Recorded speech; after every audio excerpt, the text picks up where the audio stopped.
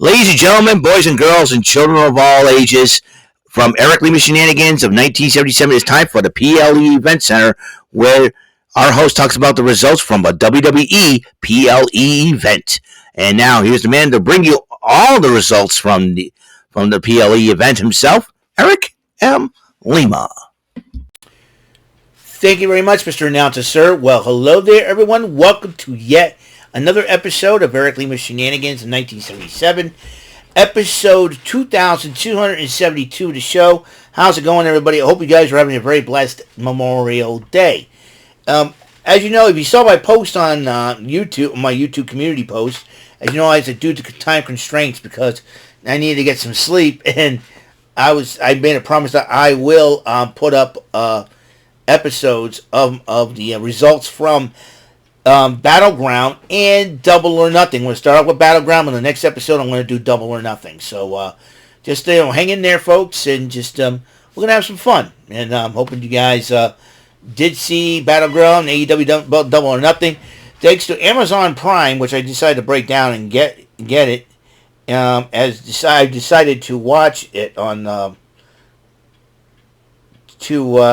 watch Double or Nothing on Amazon Prime. I think I'm going to do that from here on in because they come out with great qualities and don't have to worry about interruptions and all that and buffering and all that from other sites that like to stream these events. But I got to do Amazon Prime, so I think that's what I meant to. That's what I'm going to do. I'm going to make sure I stay consistently buying the Amazon gift cards in order for this to happen. So, so there's that. So we're going to talk about WWE Battleground 2025. This is a game-changing, history-making Battleground. I will explain to you. I mean, Saturday Night's main event, I aced it. It was the first time ever Saturday Night's main event. I hit up all the matches right. Got all my predictions right and correct. And so, but this time around, Battleground and Double or Nothing, I went even. You know, I went even. But let's talk about WWE Battleground. It started off with the countdown to Battleground, or the kickoff, where there goes a few, there was 4 sit-down interviews, actually 3 sit-down interviews and 1 group addressing. Kelly Kincaid did a sit-down interview with Sol Ruca and Zarya. Meanwhile, the culling addresses Josh Briggs and Hank and Tank. And then Vic Joseph had a sit-down interview with Miles Bourne, and Blake Howard had a sit-down interview with Kaylani Jordan. So, speaking of which, it kicked off with the women's North American title match between Sol Ruca and Kaylani Jordan. And there was one part of the event in this matchup where Kaylani Jordan went to go do an aerial maneuver. Zarya pulled Sol Ruca out, and referee caught her, and she had to be ejected to the back. But despite that, though, Sol Ruca did end up retaining the title against Kaylani Jordan. And Ava was busy chatting with Dallas, Dalys. That's how it's pronounced. That's how it's pronounced, Dallas. That's how it's spelled.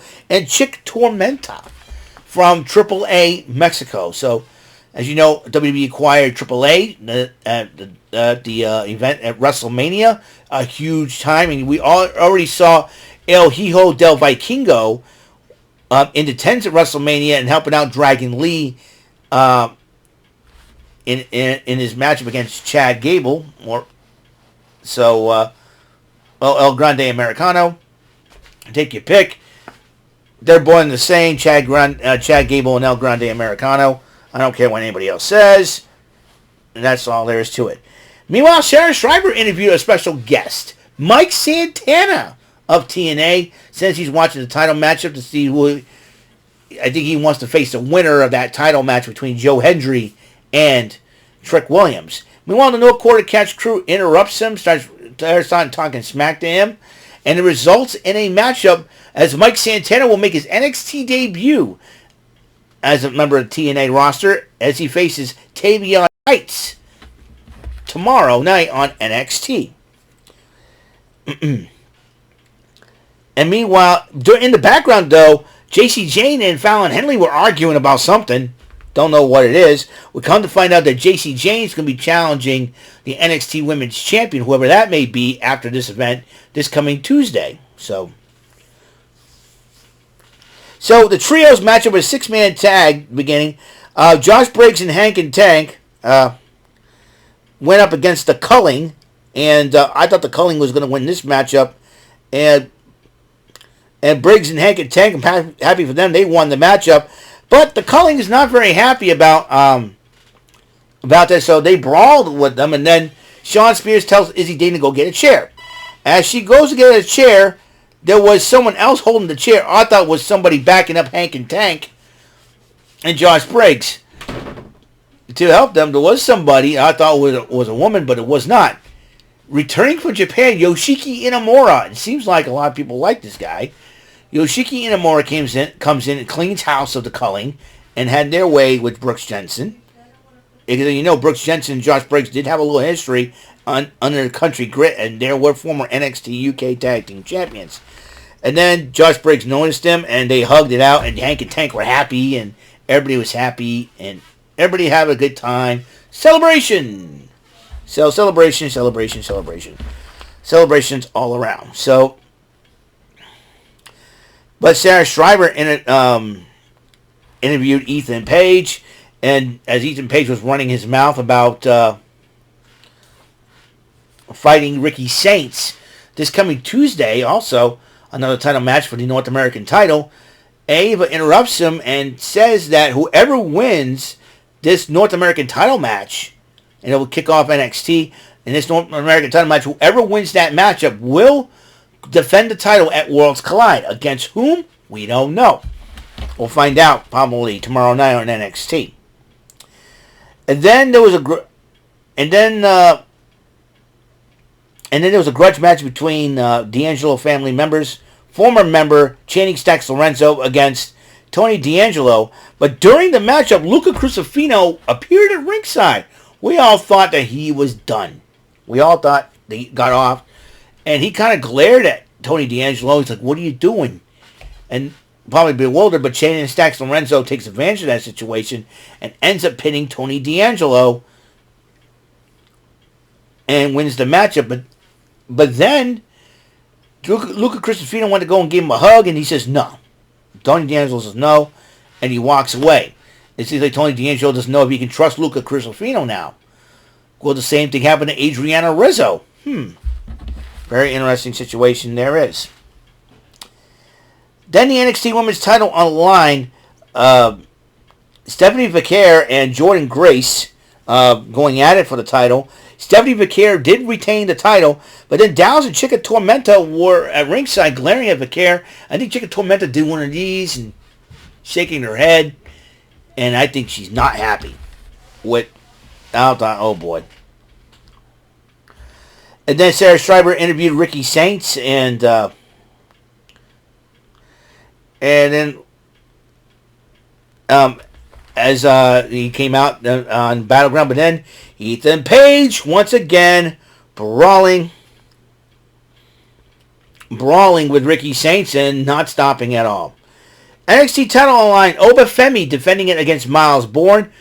And Femi did end up retaining the title. Now, if he got twice endorsed by The Undertaker, you know you're going to go far places. But Oba Femi's probably going to be, now that he's moved on from Miles Bourne, he's going to have his sights on the LFG Season 1 winner, Jasper Troy, who'll make his in-ring and NXT in-ring debut this tomorrow night on NXT. It'll be very interesting to see how this big man plays out, what message he will send to Oba Femi. He says he wanted to make an impact. That's how you do it.